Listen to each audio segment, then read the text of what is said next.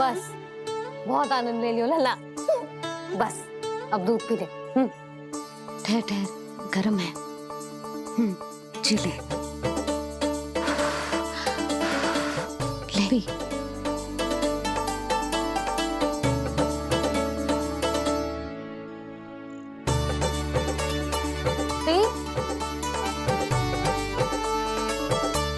मैं ना होती तो ना जाने क्या हो तो तेरा। अपने आप दूध भी ना पी सकते है भावला कहीं का। आपकी इस प्रेम के लिए तो मैं धरती पे आया हूँ मैया। मैं भी यही सोच रहा हूँ यशोदा कि तुम ना होती तो मेरा क्या होता। इसी बात पे थोड़ा दूध और कजू खाने को दे दो। अरे मैं तो भूल ही गई। तनिक ठहर जाओ जी, जे दूध पी लेना तो आपके लिए भी कछु ले आती हूँ।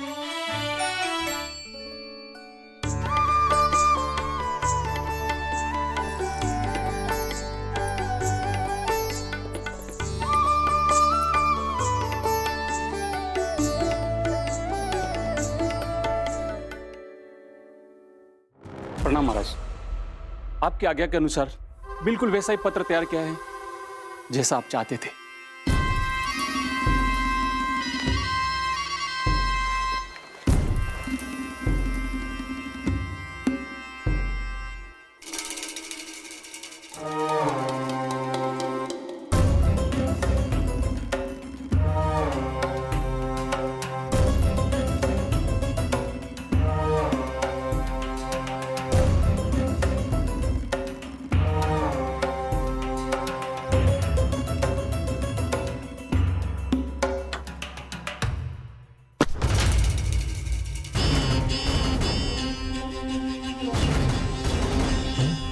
कृष्ण जन्म से लेकर आज तक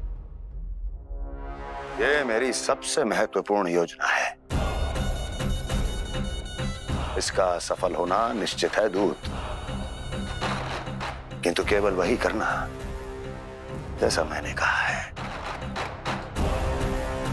जाओ।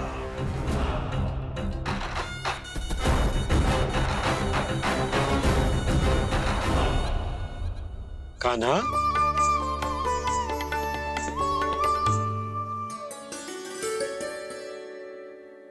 क्या होगा?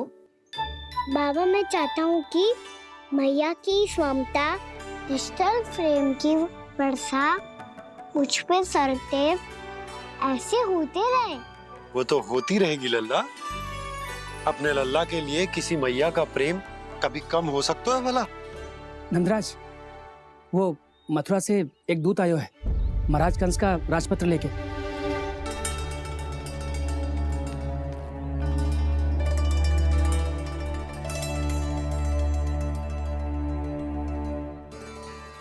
कान्हा अब क्या करने वाला है?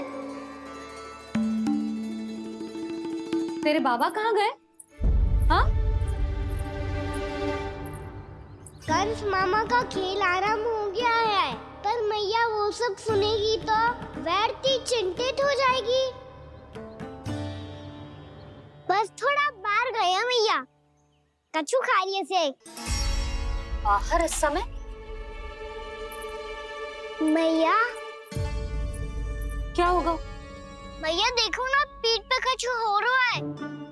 मेरा हाथ ना पकड़ो, आप करो ना। दिखा यहाँ। क्षमा करना मैया, पर अभी बाबा को ही संभालने दो ये सब। कहिए, क्या संदेश लाए हैं आप? नहीं नंदराज नहीं। महाराज कंस का आदेश है कि ये संदेश सभी गांव वालों के साथ ही पढ़ा जाए। ठीक है, मैं गांव वालों के सामने पढ़ दूंगा, पर मुझे तो दीजिए पढ़ने के लिए। महाराज की आज्ञा का पालन करना आपके लिए भी आवश्यक है नंदराज। सभी गांव वासियों की सभा बुलाइए। बंसी, सभी गांव वालों की सभा बुलाओ। राजपत्र में ऐसा क्या संदेश भेजो है कंस ने? अब मेरे पत्र को पढ़कर सब भौचक के रह जाएंगे। और वो कृष्ण, उस कृष्ण के पांव के नीचे से तो भूमि खिसक जाएगी, आकाश फट पड़ेगा, बिजलियां गिर जाएंगी। प्राप्ति ओ प्राप्ति, कंस का पत्र स्वयं को बहुत अधिक शक्तिशाली समझता है ना वो। अब देखता हूं कैसे वो इस महासंकट का सामना करता है। वो कृष्ण, वो अपनी मृत्यु स्वयं चुनेगा या मृत्यु की वेदी पर चढ़ा देगा प्रिय वृंदावन वासियों को।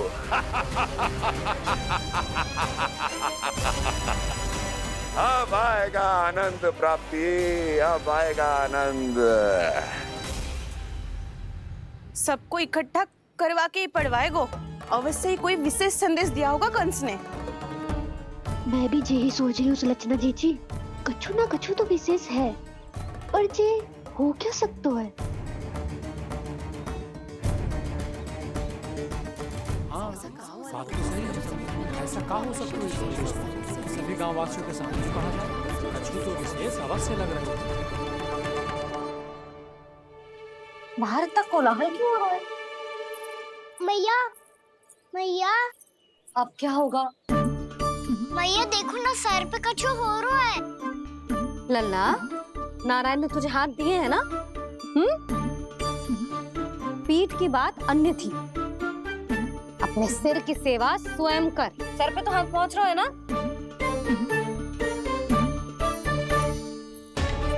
मैया सुनो ना, मैया देखो ना, तीव्र कर कछु हो रहा है।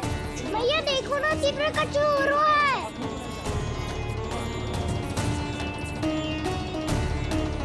सब लोग आ चुके हैं, अपना संदेश सुनाइए आप।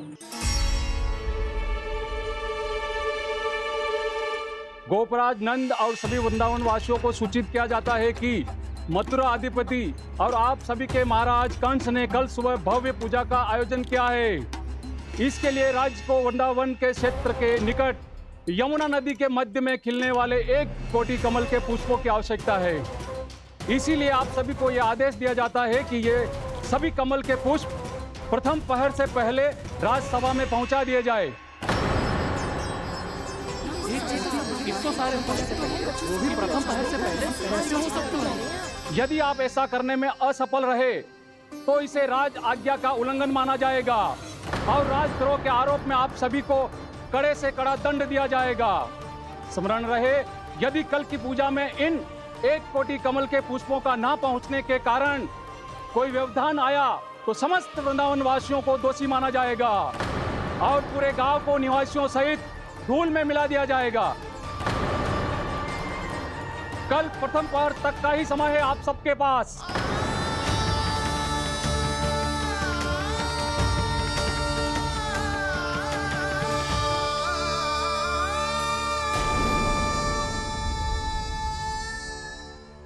एक कोटि कमल पुष्प, वो भी कल प्रथम प्रहर में?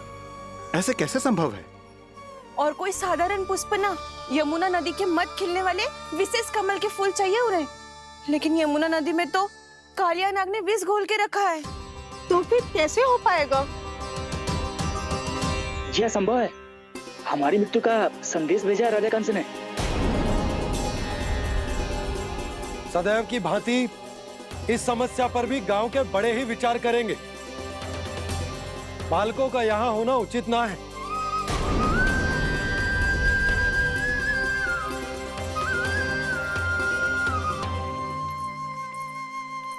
लल्ला, ले जगेंद ले, जा अपने सखाओं के साथ खेल। सुबह उज्जवल, मधुमंगल वसंता, देखो मैया ने क्या दिया है। चलो खेले, बहुत आनंद आएगा आज।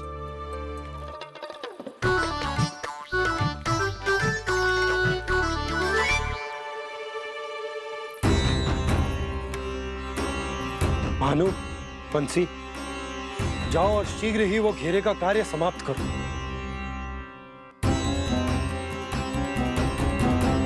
पर कछु ना कछु तो करना पड़ेगा ना। पर हम कर ही क्या सकते हैं? पुष्प लाने को और कोई उपाय है भी तो ना। मैं चला जाऊंगा जमुना जी में। वैसे भी मेरे जीवन के कितने दिन शेष बचे हैं। गांव के लिए, समाज के लिए कुछ करके मरूं, तभी तो शांति मिलेगी। ना काका, यदि आप उस विषैले जल में छलांग लगा भी दोगे, किंतु 1 कोटि कमल पुष्प एकत्रित कर पाना आपके लिए संभव ना है। इससे अच्छा है कि मैं चला जाऊं। यदि मैं मर भी गया तो मेरे पीछे रोने वाला कोई ना है। किसी को कहीं जाने की आवश्यकता ना है। गोप नरेश होने के नाते ये मेरा कर्तव्य है कि मैं आप सबकी रक्षा करूं। नंदराज, आपको जाना है तो जाओ, हरिया, काका, भैया सब चले जाओ। लेकिन आपको पता है वहाँ का जल कितना विषैला है। आप लोग एक क्षण भी जीवित नहीं रह पाओगे। फिर कैसे इकट्ठा करेंगे 1 कोटि कमल पुष्प? आप बात तो सही कह रही हैं शांति। उस दुष्ट कंस ने ऐसी मांग रख के हम सबको फंसा दिया। हम में से कोई भी क्यों ना चला जाए और इस संकट का समाधान ना निकले को। कान्हा, बताना कौन सा खेल खेलें? गेंद पकड़ खेलते हैं। पर एक बात सुन लो सब, कोई भी तीव्र गति से ना फेंकेगा गेंद को। भैया ने फ्रेम बनाई है मेरे लिए। सब तैयार हो?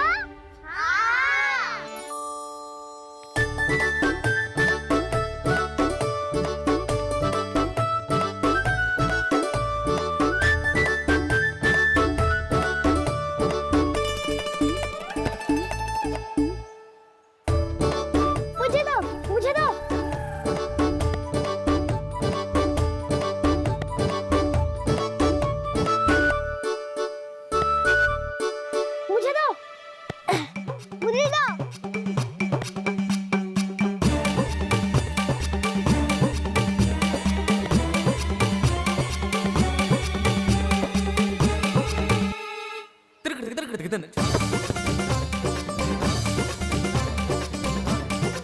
कान्हा, इतनी धीरे से फेंकेगो तो कैसे आनंद आएगो?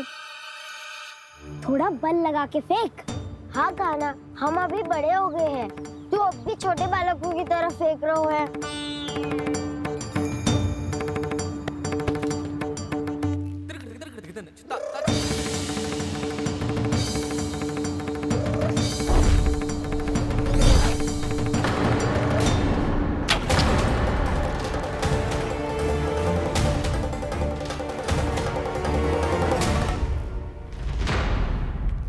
दीदी जी क्या करो कान्हा? गेंद तो डूब गई।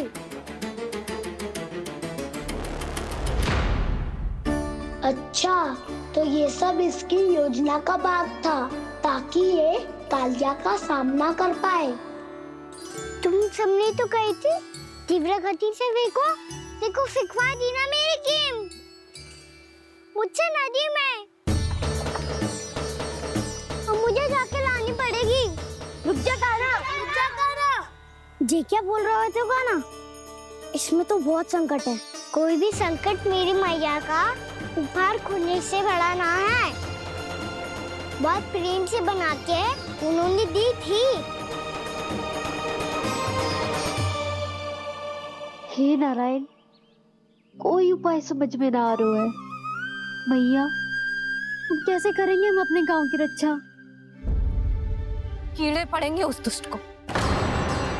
यदि उसके कारण किसी के प्राण चले गए तो कौन सा फल मिलेगा उसे इस पूजा का? तुम सही कह रही हो यशोदा। और हमारे पास कोई और दूसरा विकल्प भी तो ना है। यदि हमने मथुरा की राज आज्ञा का पालन ना किया तो इसका दुष्परिणाम पूरे गांव को भुगतना पड़ेगा।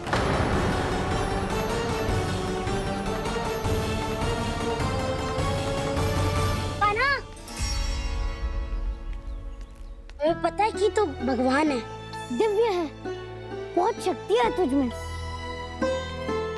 पर फिर भी हम तुझे विषैले जल में ना जाने दे सकते। कुछ होगा तो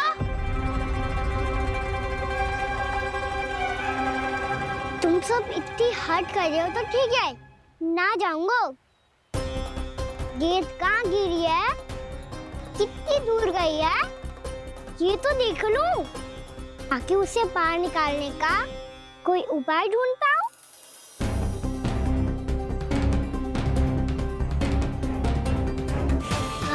हाँ।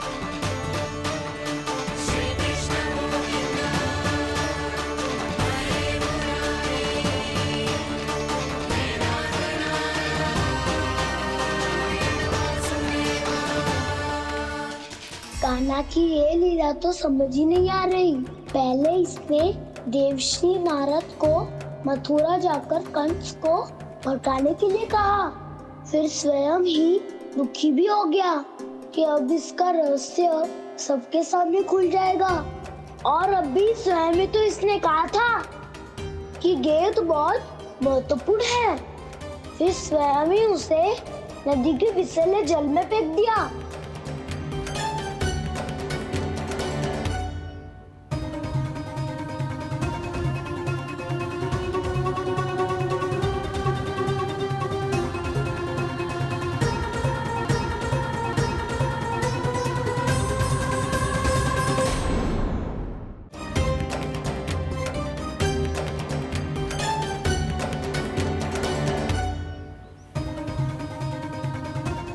कान्हा, तू ऊपर क्यों चढ़ रहा है? अरे ऊंचाई से देखूंगा तभी तो गेंद दिखेगी।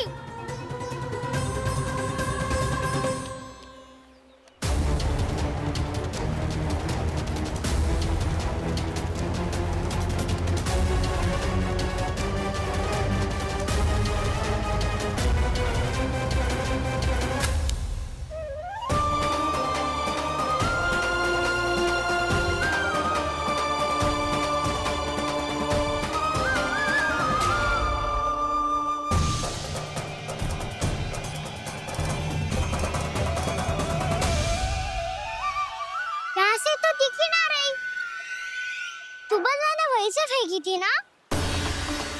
ना, वहाँ से फेंकी थी। कहाँ से?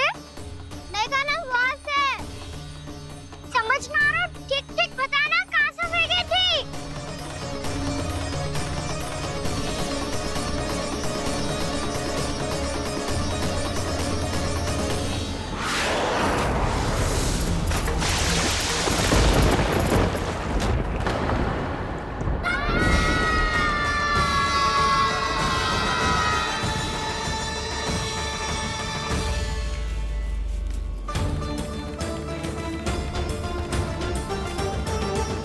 कालिया नाग के क्षेत्र में जाकर कोई भी जीवित वापस ना लौट सको।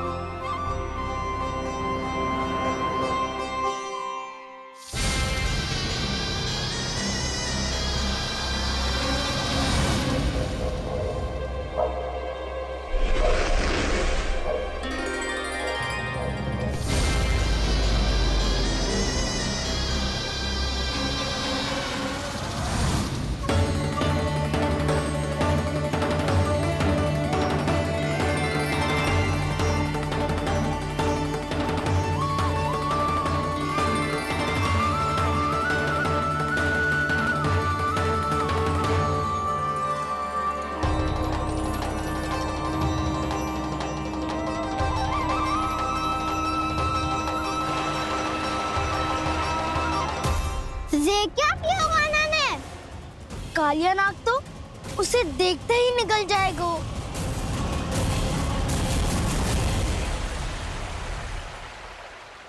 तो आरंभ से अब तक सब कुछ उसकी लीला का ही भाग था।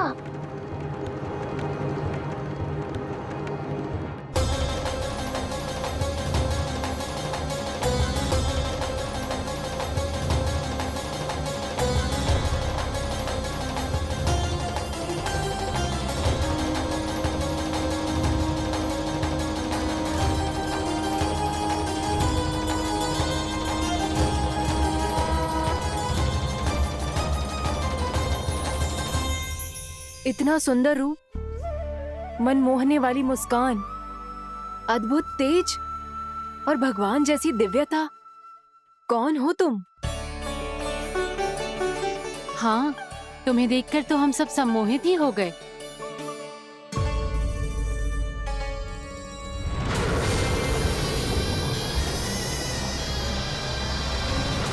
जो भी हो बालक, वापस लौट जाओ। हमारा हृदय तुम्हें ही देखते रहना चाहता है, किंतु यदि हमारे पति जाग गए तो तुम्हें अवश्य हानि पहुंचाएंगे। ये बहुत विषैले है बालक, कालकोट जैसे भयानक। इनके विष से तुम नहीं बच सकोगे। नंदराज, कालिया नाग के विष का प्रभाव बढ़ते ही जा रहा है। पहले 8 कोस तक उसके विष का प्रभाव था, अब तो 1 योजन से अधिक क्षेत्र में फैलो है। जल पीने के प्रयास से अनेक पशु मारे गए हैं और नदी के निकट के वृक्ष और वनस्पति सब नष्ट होने लगे।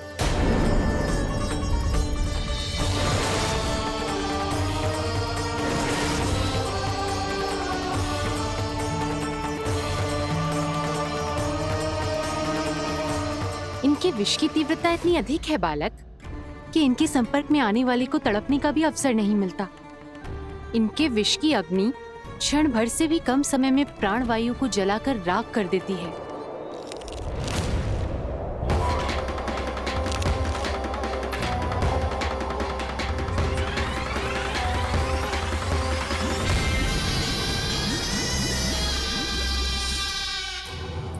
तब तो समस्या और भी गंभीर हो जाएगी।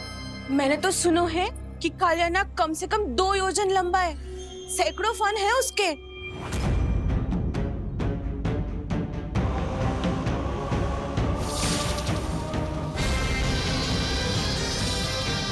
इसका अर्थ तो ये है कि हम दोनों ओर से फंस गए। एक और कंस को 1 कोटि कमल पुष्प देने जो कि कालिया नाग के क्षेत्र में पड़ते हैं, और दूसरी ओर उस कालिया नाग का विष यमुना जी के क्षेत्र में बढ़ता ही जा रहा।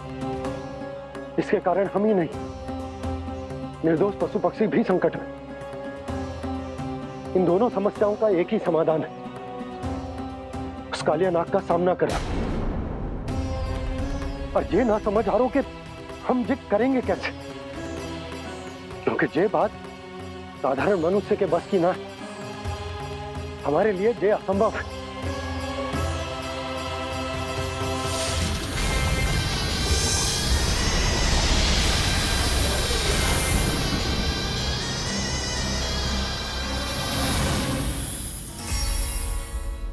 अब तो तुमने अपनी आंखों से भी देख लिया बालक, ये कितने विषैले हैं। नींद में भी विष उगलते हैं। इससे पहले कि तुम्हें कुछ हो जाए, चले जाओ यहाँ से, मान लो हमारी बात। आप सब मुझे जानती भी नहीं और फिर भी मेरी इतनी चिंता कर रही हैं आप। माँ की ममता भेदभाव नहीं जानती। तुम भी किसी के पुत्र हो और हम सब भी माँ हैं। एक माँ को हर बालक में अपनी ही संतान दिखाई देती है, इसलिए हम तुमसे विनती करते हैं, वापस चले जाओ, बचा लो अपने प्राण। मेरी चिंता मत कीजिए, मुझे कुछ नहीं होगा। होगा, अनर्थ होगा यदि ये उठ गए तो।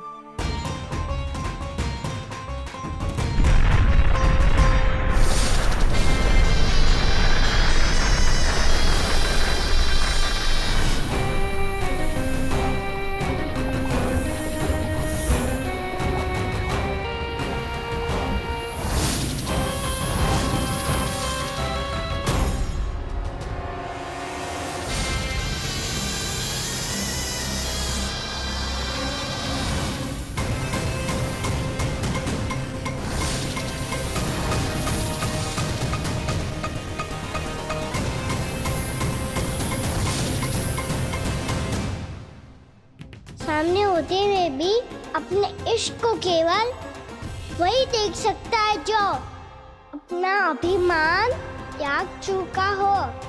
पर पूर्व जन्म में मेरा भक्त होने के नाते मेरा सत्य स्वरूप देख पाने में मुझे इसकी सहायता करनी चाहिए।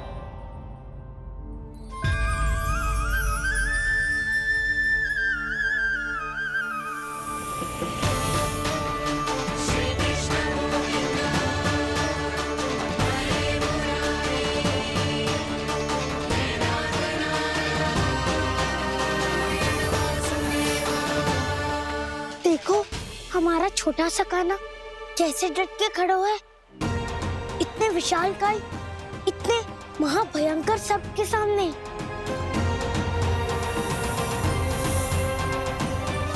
ये कोई भगवान नहीं है जो इसके सामने हाथ जोड़ रही हो तुम सब।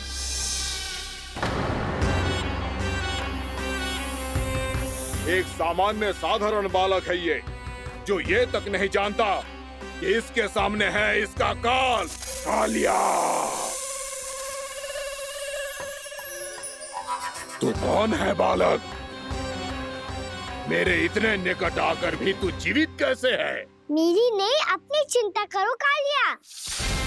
बहुत मनमानी कर ली तुमने। अब बस मैं तुम्हें रोकना हूँ। अब बस मैं तुम्हें रोकना हूँ। मैं तुम्हें रोकना हूँ। बित्ते भर का है तू, मेरे विष के बारे में जानता ही क्या है? और कहता है मुझे रोकने आया है। किससे? किससे रोकना चाहता है तू मुझे? मुझे क्रोध दिलाने की भूल मत कर बालक। अपनी फुंकार से ही तेरी इस मुस्कुराहट को अंतिम मुस्कुराहट बना सकता हूं मैं। शीघ्र बता, कौन है तू और किसने भेजा है तुझे? तुम्हें आवाज भी है कि अपनी पुकारों से तुम कितना विष भूल चुके हो। पवित्र यमुना नदी को कितना दूषित कर दिया तुमने। और यही नहीं, तुम्हारे कारण निकट के जीव जंतुओं, वृक्ष, वनस्पतियों सबको हानि पहुंच रही है। तो क्या? मुझे उससे क्या? मुझे है आपत्ति है मुझे तुम्हारी इस व्यवहार से, और इसीलिए तुम्हें यहाँ से जाना होगा। यहाँ से जाना होगा।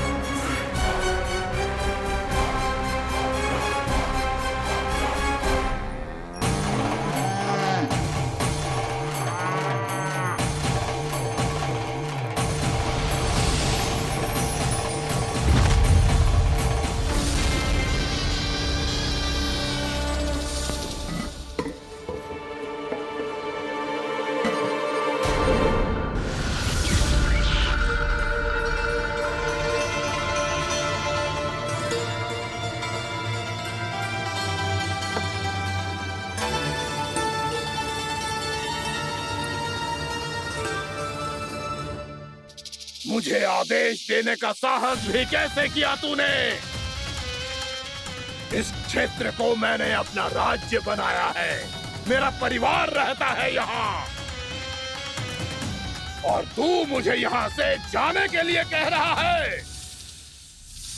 हाँ, क्योंकि तुम्हारे यहाँ रहने के कारण अन्य जीवों को हानि हो रही है, और मैं ऐसा नहीं होने दे सकता। मैं तो बस वही कर रहा हूँ जो एक सर्प का स्वभाव है। विष फैलाना स्वाभाविक है मेरे लिए। इसलिए मुझे चुनौती मत दे बालक। चुनौती तो मैं दे चुका हूँ कालिया। अब तो बस तुम्हें स्वीकार करनी है।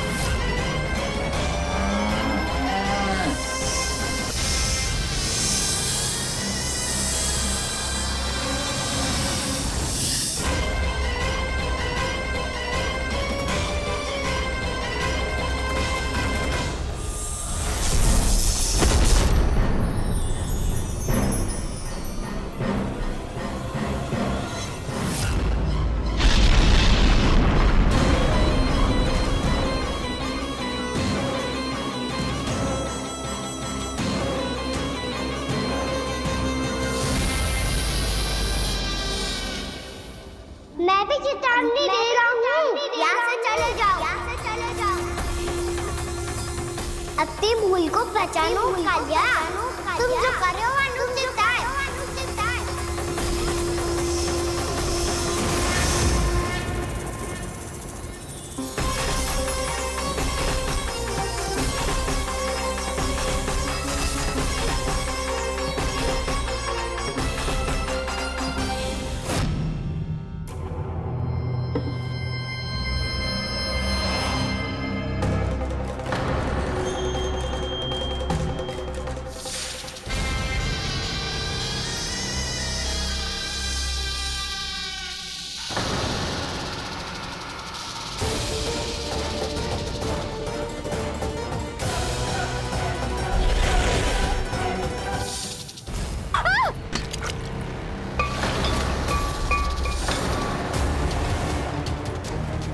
अब मैं आता हूँ।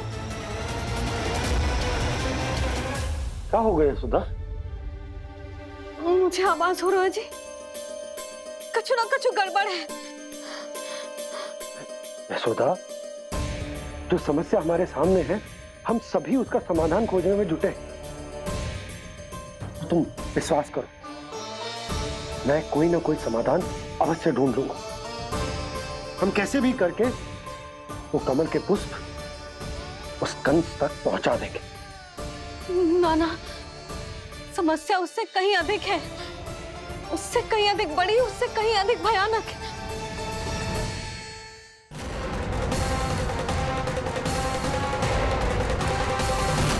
विस्की ये बूंद से ही सबके प्राण चले जाते हैं।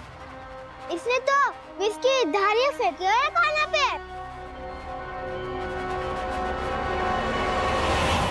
कान्हा कैसे बच्चे को अधिक विष से? इसका विष तो क्या, ये सर स्वयं भी छू तक नहीं पाएगा हमारे कान्हा को।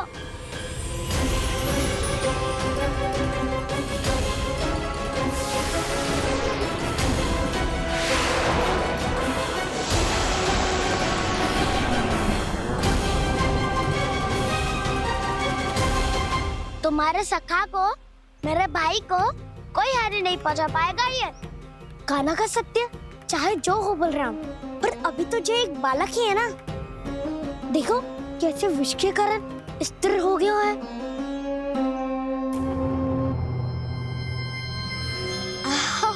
हाउ सर्फ ने कितनी आसानी से अपनी पूंछ से बांध लिया है। मुझे यहाँ से भगाना चाहता था ना तू? अब मैं तुझे दिखाऊंगा अपना सामर्थ्य। ये मूर्ख किसे बांधना चाहता है अपनी पूंछ में? उन्हें जिनका विस्तार सारे ब्रह्मांड में है, या उन्हें जो स्वयं अनंत है? पर देवराज, प्रभु ऐसा करने ही क्यों दे रहे हैं कालिया को?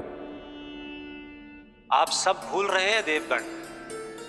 कालिया पूर्व जन्म में प्रभु का बहुत बड़ा भक्त था। उसी भक्ति का फल मिल रहा है अब इसे। वैसे भी भक्तों के मन का भाव सबल हो तो भगवान तो सहज ही बंध जाते हैं।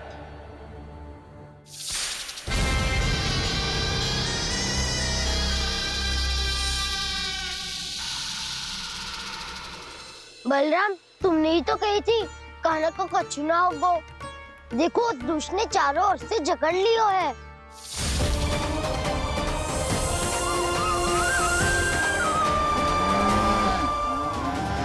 ये क्या कह रही हो तुम? जसोदा जी, क्या हुआ? घबरा क्यों रही हो आप? सुलोचना, मुझे आभास हो रहा है कुछ बहुत बड़ी अनहोनी हो गई है। नंदराज, नंदराज, नंदराज!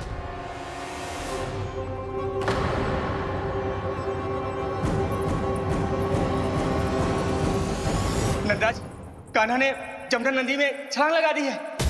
कान्हा ने जमदग्नि नदी में छलांग लगा दी है। कान्हा ने जमदग्नि नदी में छलांग लगा दी है।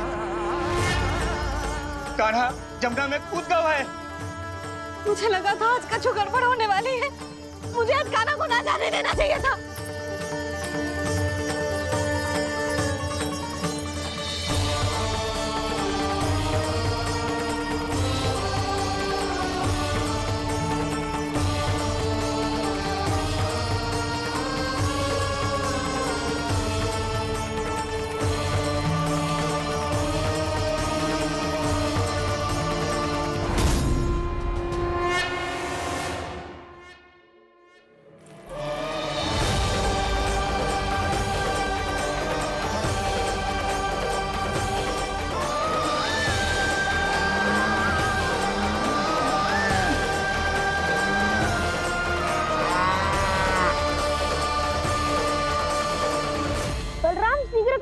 ना।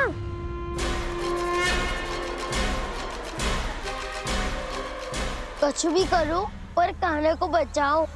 नाग बहुत भयंकर है, कान्हा अकेले ना संभाल पाएगा इसे।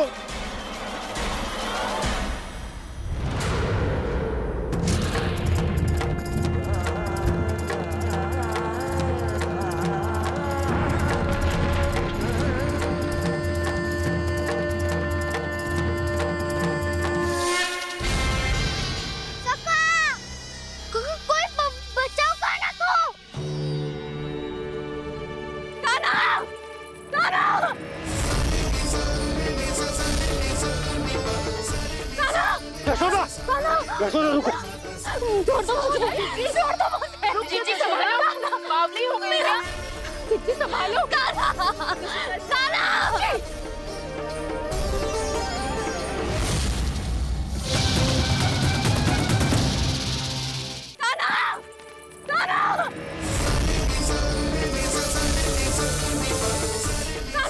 यशोदा, यशोदा रुको। छोड़ दो मुझे, छोड़ दो मुझे। जीजी संभालो, बावली हो गई है। जीजी संभालो। देखो अब कैसे तुम्हारे अस्थियों को तोड़कर छोटे छोटे टुकड़ों में बदल दूंगा मैं।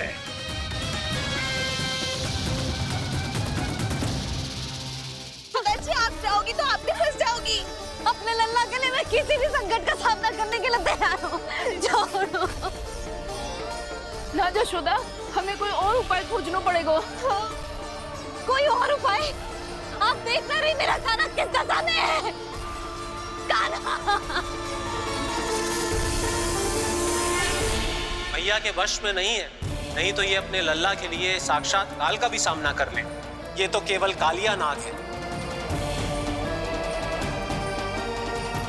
हे नागराज, आप मेरे प्राण ले लो पर कान्हा को छोड़ दो। ना नागराज, आप मेरे प्राण ले लो, मैं विरोध भी ना करूंगी। ना नागराज, आप मुझे मार दो पर मेरे कान्हा को छोड़ दो। ना ना ना ना नागराज, मेरे प्राण ले लो। हमारे कान्हा से क्या शत्रुता है आपकी? प्रभु के लिए जो प्रेम यशोदा मैया के हृदय में है, वही इन सभी गोपियों के हृदय में भी है।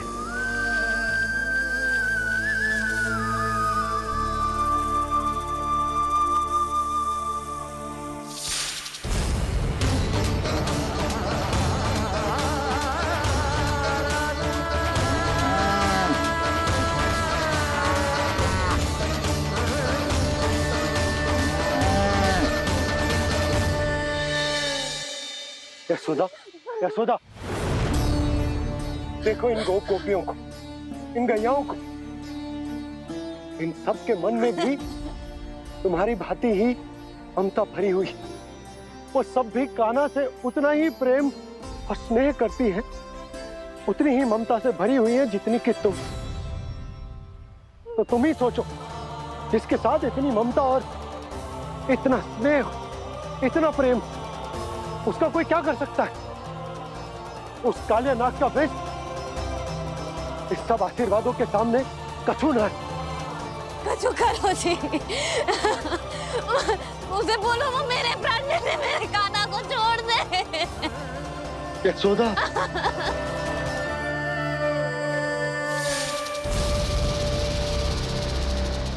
केवल इन्हीं में नहीं देवराज, नाग पत्नियों के हृदय में भी ममता का वही प्रेम उमड़ रहा है। देखिए। मैं आपके हाथ जोड़ती हूँ स्वामी, इस बालक को छोड़ दीजिए। ये अवश्य ही कोई दिव्य आत्मा है स्वामी। हम आपसे विनती करते हैं स्वामी, इस नन्हे बालक को हानि मत पहुंचाइए स्वामी। मेरी पत्नियां मेरे ही शत्रु के लिए विनती कर रही हैं। अब यदि इसके पक्ष में एक शब्द भी कहा तुम सबने, तो मैं इस बालक से पहले तुम सबके प्राण ले लूंगा। हो रहा प्रसन्न नाग कालिया, विजय को निश्चित जान। रोते बिलखते व्याकुल सब, संकट में देख कान्हा के प्राण।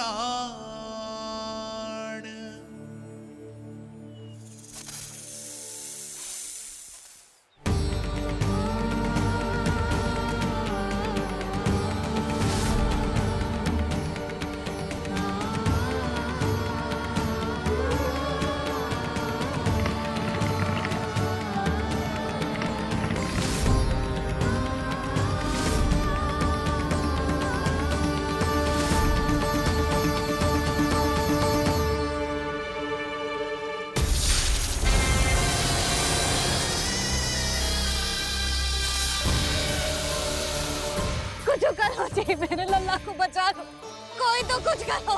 जीजी संभालो यशोदा।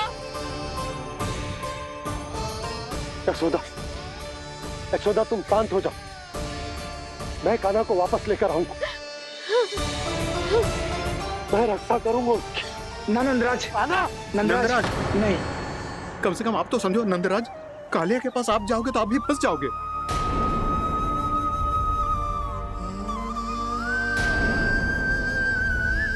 बलराम, तेरा भाई इतनी भीषण संकट में है और तुझे जरा भी दुख ना हो रहा? क्या आप सब अब तक नहीं समझ पाए कि कान्हा सच में कौन है? छोटे बाबा, आप तो उसका सत्य जानते हैं ना?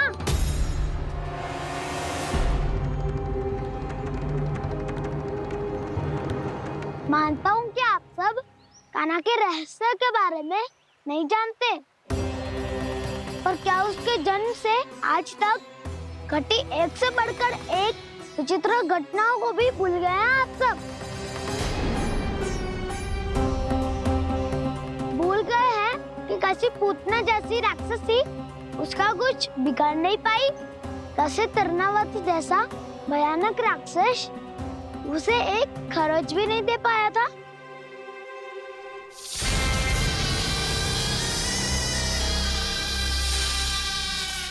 आप सबने अपनी आंखों से देखा था ना, बकासुर से कान्हा की रक्षा करने देवता स्वयं आए थे, पर सत्य तो ये है कि वह सभी देवता भी उस असुर के सामने असमर्थ हो गए थे।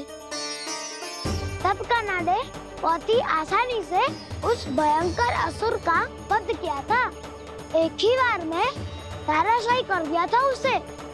तो आप सभी सोचिए, बार बार ऐसे असाधारण कार्य करने वाला बालक साधारण कैसे हो सकता है? अब तो आरंभ से ही सारा सत्य जानते हैं छोटे बाबा। रहस्य छुपाने में सदैव कान्हा की सहायता करते आए हैं आप, और आज आप स्वयं ही उसके सत्य को भूल रहे हैं। और तुम सब भी तो जानते हो कान्हा की शक्तियों के बारे में, तो क्या तनिक भी विश्वास ना है अपने सखा पे? बलराम, जे तू क्या कह रहा है? मैंने जो कहा उसका एक एक शब्द सत्य है छोटी माँ। यदि प्रभु की इच्छा हुई तभी कुछ ही क्षणों में सब कुछ अपनी आंखों से स्वयं अनुभव कर लेंगे आप।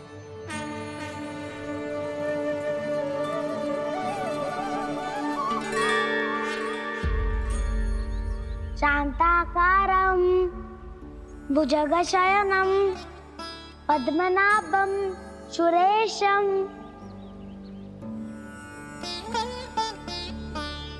विश्वाधारं गगनसदृशं मेघवर्णं शुभांगं लक्ष्मीकान्तं कमलनयनं योगी वीरध्यानगम्यम् वन्दे विष्णुं भवभयहरं सर्वलोकैकनाथम्।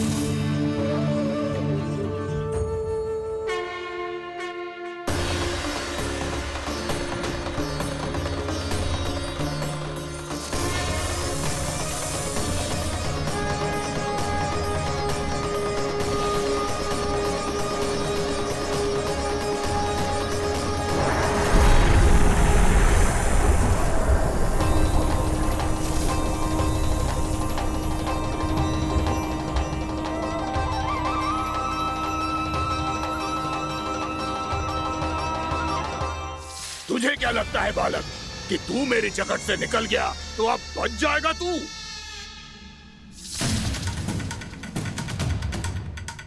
मेरे विष से अपनी प्राण रक्षा करने में सफल रहा, मेरी जकड़ से भी छूट गया, पर मेरे दंश से नहीं बच पाएगा।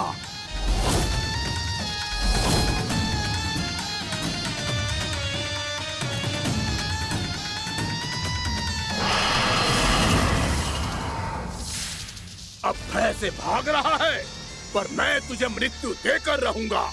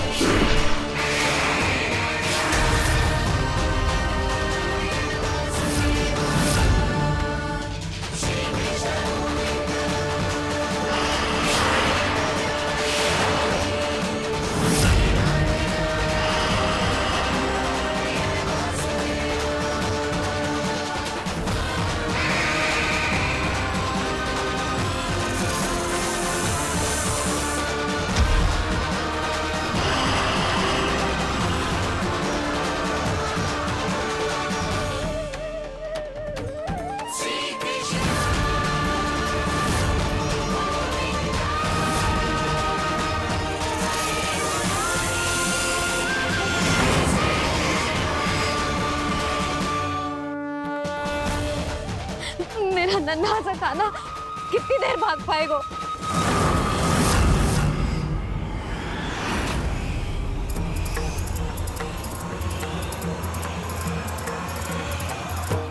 और कितनी प्रतीक्षा करोगे मेरी भक्त कालिया? भक्त नहीं, काल हूं मैं तेरा। जब अहंकार का मुकुट बुद्धि को ढक लेता है तो भक्त अपने भगवान को भी नहीं पहचान पाता। व्यर्थ की पहेली में मत उलझा बालक, ना मैं भक्त हूँ और ना तू भगवान।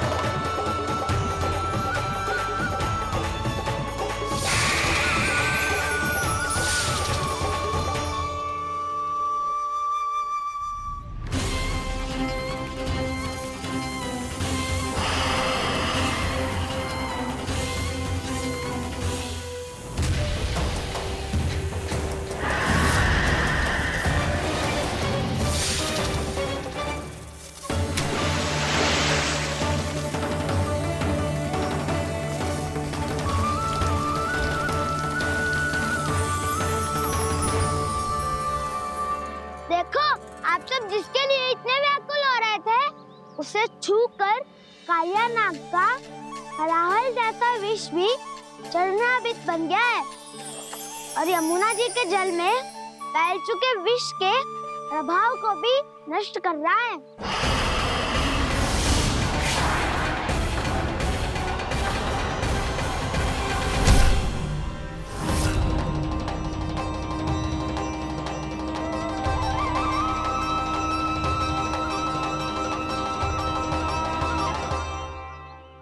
धर्म रक्षक अधर्म विनाशक प्रभु श्री कृष्ण का कौशल सचमुच आदित्य है। नारायण नारायण।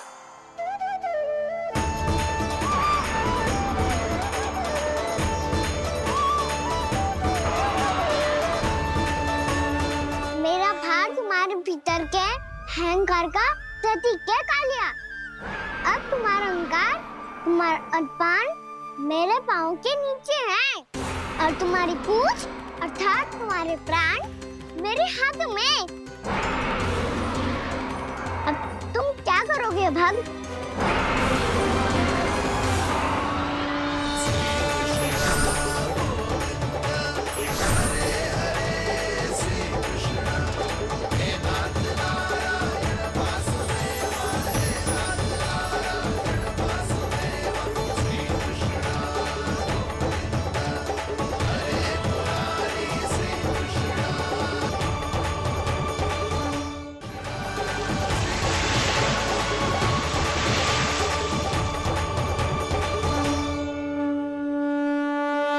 प्रभु, भले ये आपको पहचानने में असमर्थ हो, पर हम सब ने आपको पहचान लिया है। हाँ प्रभु, एक भक्त होने के नाते और एक अर्धांगिनी और माँ होने के नाते मैं आपसे इनके प्राणों की भिक्षा मांगती हूँ। अपनी कृपा दिखाइए और इन्हें क्षमा कर दीजिए। आपके लिए मित्र और शत्रु में कोई अंतर नहीं प्रभु। उसी तरह आपकी कृपा और दंड में भी कोई अंतर नहीं। दोनों दया ही तो हैं, अकारण ही किसी को प्राप्त नहीं होती। हमें विश्वास है कि हमारे पति को मिला ये दंड कोई अभिशाप नहीं है, आपका वरदान है। ये सत्य है प्रभु कि इनसे बहुत से पाप हुए हैं। इनके विष से बहुत सारे जीव जंतु को हानि पहुंची है, पर अब आपके चरण इनके शीश पर पड़ गए हैं। ऐसी कृपा तो बड़े बड़े महान महात्माओं को भी दुर्लभ है, और इन्हें प्राप्त हुआ तो अवश्य ही ये किसी महान पुण्य का ही फल है। हे प्रभु, उन्हीं पुण्य कर्मों की शक्ति का आह्वान कर मैं आपसे विनती करती हूँ, इन्हें प्राण दान दीजिए। मैं अपने इस भक्त को क्षमा अवश्य करूंगा देवियों, यदि ये अपने अहंकार को त्याग कर मुझे पहचान ले तो।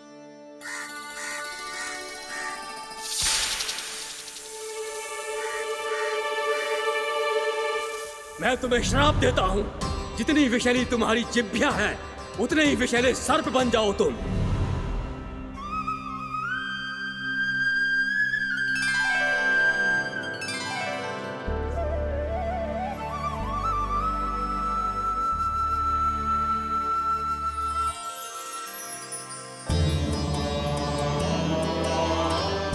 नारायण, मुझे क्षमा कीजिए नारायण।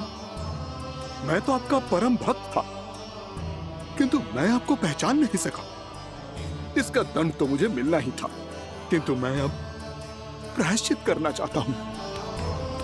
इसके लिए यदि आप मेरे प्राण भी ले लेंगे तो भी मुझे कोई दुख नहीं होगा। मैं अपना जीवन, मृत्यु और अपना अस्तित्व सब कुछ आपको समर्पित करता हूं।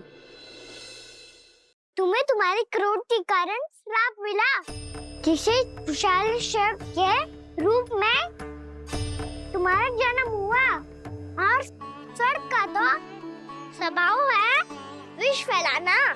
इसीलिए तुम्हें दंड नहीं दूंगा मैं, सिर्फ सभी अपराधों का पश्चाताप कर लिया। इसीलिए मैं तुम्हें क्षमा करता हूँ कालिया।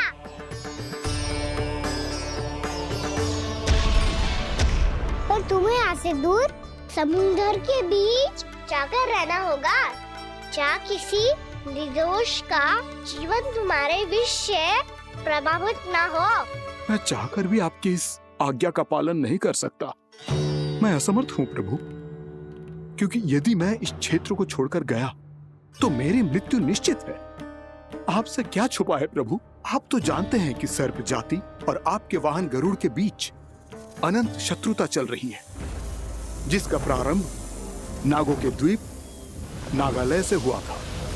उस द्वीप पर छोटे जीवों को निगल जाने के लिए सर्प थे और गरुड़ को सर्पों का स्वाद बहुत प्रिय था, इसलिए वो बार बार नागद्वीप जाने लगा था। पर इस कारण पूरी सर्प जाति उससे आतंकित हो गई थी, इसलिए जब भी गरुड़ वहाँ पहुँचता तो सभी सर्प छिपने लगते। जब गरुड़ को इसका आभास हुआ तो उसे बड़ा क्रोध आया और वो उत्तेजना में भरकर सर्पों का शिकार करने लगा।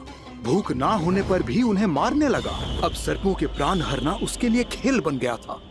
इस भीषण समस्या का समाधान ढूंढने के लिए पूरी सर्प जाति महान सर्प वासुकी के सामने इकट्ठी हुई। हे महान वासुकी, हमारी सहायता कीजिए। नागद्वीप पर गरुड़ ने आतंक मचा दिया है। पहले तो वो हमें अपना भोजन बनाता था, लेकिन अब हम उसके खेल का साधन बन चुके हैं। भूख हो या ना हो, जब तब आकर वो हमारे प्राण हर लेता है। अनुचित हिंसा के इस प्रथा का आरंभ सर्पों ने ही किया है। पहले आप सबने पूरे द्वीप पर अधिकार कर लिया, फिर आहार के साथ साथ आनंद के लिए भी आप सभी ने निर्दोष जीवों की हत्या की। और जब सृष्टि का संतुलन बनाए रखने के लिए गरुड़ आपको अपना आहार बनाने आया, तो आप सब अपने प्राणों की रक्षा के लिए छिपने लगे। तो फिर गरुड़ का उत्तेजित होना तो स्वाभाविक ही था।